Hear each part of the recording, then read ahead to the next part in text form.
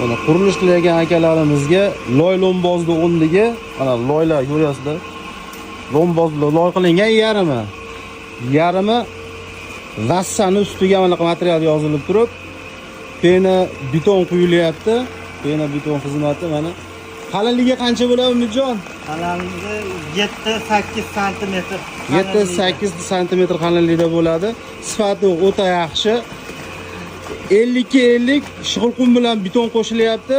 Mana bunaqa qamishlar ham solishni hojat qolmaydi. Mana loy lomboz qilingan. Loy lombozlarda yorilib ketgan. Umuman yorilmas ekan, xizmati nihoyatda yaxshi ekan. Qayerlarda xizmatlar qilamiz endi? Vodiyga qancha? Qancha vodiy bo'ylab? Vodiy bo'ylab 45 ming.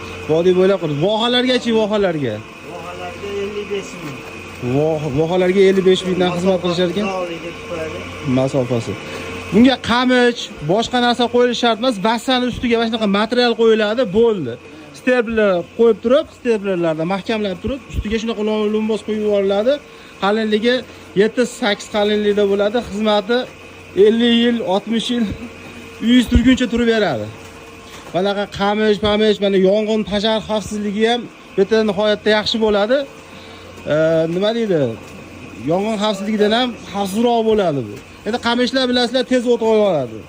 Hozirgi zamonaviy, masalan, tomlarda qurilish qilayotgan akalarimiz shu narsadan foydalansa yaxshi bo'ladi. Past raqamdan qoldiramiz, aloqaga chiqaverasizlar. Sog' bo'linglar.